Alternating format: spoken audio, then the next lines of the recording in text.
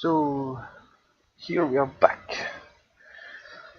So I created on my desktop a new project for this IdeaHunter, and I will start with the API. So I will create a new folder which I will call IdeaHunter API, like this, simple. Yeah. Okay. And I learned how to make like a RESTful API with Node. Thanks to this tutorial I found from Scott Smith, which is a beer locker. So it's a funny name, and it's kind of cool. It explains a lot. So again, I will follow this tutorial. I will put the link in the description of the video on YouTube, and let's get started.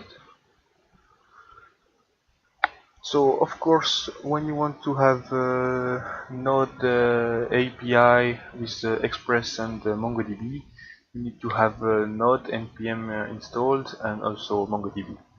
So I already have them, so I don't need to do it, but you can find the links to download them on the website. So here we have a little overview on the structure of the application.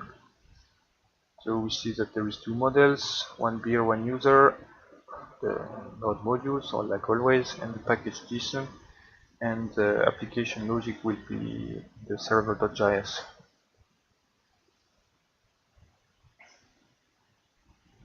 So let's go. First things to do is to create the package.json. So let's go ahead and create it. Okay, the only thing we need here so far is Express. So once we have the package.json, we open the console and we just need to do npm install. Oops, fail. Hello. Yes. So npm install, better. So it can take a little bit of time just to get the Express package and install it. You just have to wait at this point.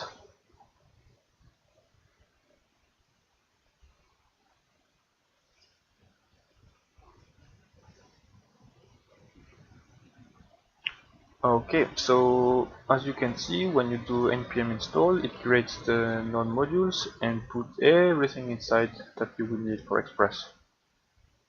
So here I will change the name. This is not beer locker.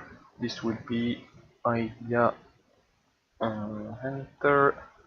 API. I don't remember if I can or not put this underscore. Let's see.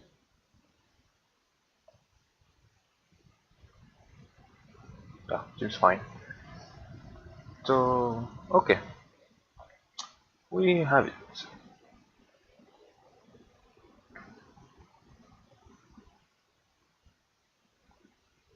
So now, once we have the npm, the package to JSON, he's like explaining also how to use npm with install, express, and save, and we'll get the same file. So now we have to create the server.js with this inside. So let's go ahead and create it. Server.js. So, oops. It is like this, it is like this. We don't need so much horizontal space. So first thing to do is to ask Express to come with us. So we require Express. Okay.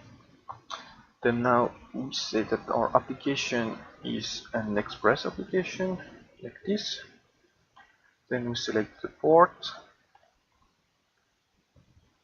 So here we just like have the environment defined port, or we will put 3000.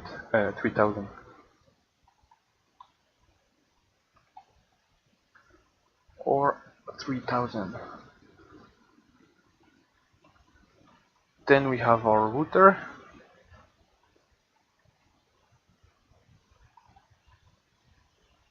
which help us to create routes, like so the endpoints. So the first route is like the empty one. So this is a get on the empty one.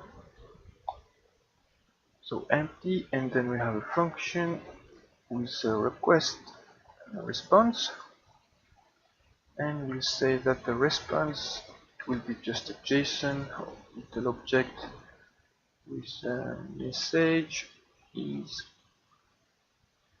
welcome to IdeaHunter API. Okay, and now we will use also the /API, like so on the port 3000 /API/nothing. We'll get this super welcome message, otherwise nothing so far. So now we create our server with listen, app.listen, and we will listen to the port we defined just before here. Remember the environment port or 3000. So in local it will be 3000. And then we can just console log something just to have some message to say that everything is fine. So API up and running on board, and then we can add the port. Okay, so we have it. So in the tutorial of Scott Smith, it's really well explained because he's taking like every line and explaining what it does exactly. So I highly suggest you to read it because it's much more like understandable than what I'm saying. So just go ahead. So now we need the node server.js, and when we do that, we have our message API up and running on port 3000. So now we can check here. So localhost up and 3000. And now what we have, oh, cannot yet. Yeah, of course, because we need that /API. And now we have our super message. Welcome to IdeaHunter API. And that's pretty much it. We have it. No, just kidding. There is much more. So there is something also really cool, because now when we do node server.js, every time we make any modification on the server files, we will need to stop the server and start it again.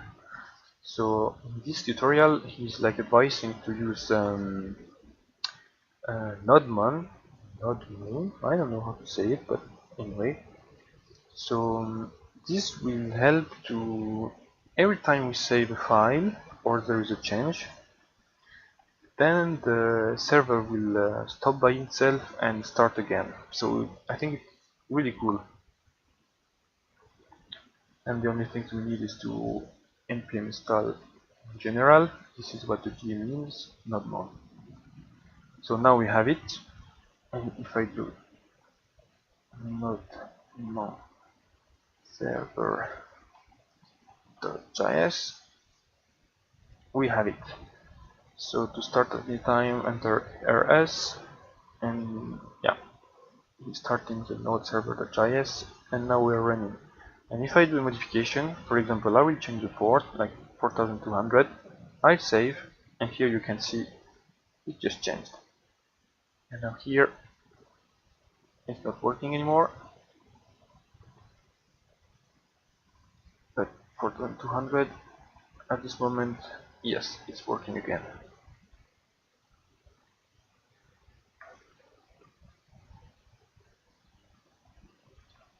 Okay.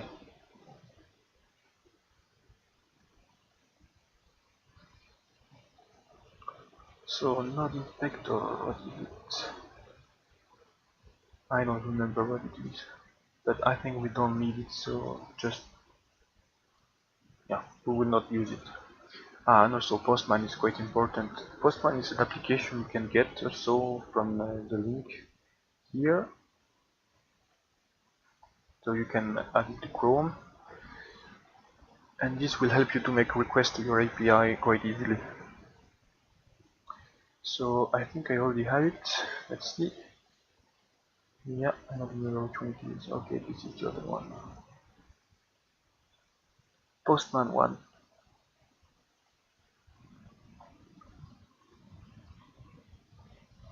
Okay, let's delete all.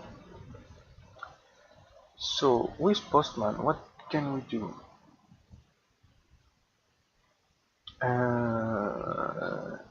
This is actually the same, but we can do like get, post, put, and all these other like method to use to our API. So again, here if I go simply on my API, so the same address I put it there. Now I send, I get the same thing, message. But then we'll see later how to post data. For example, to add a new ID or to add a new user, we will use a post to another endpoint, and yeah, we'll see later.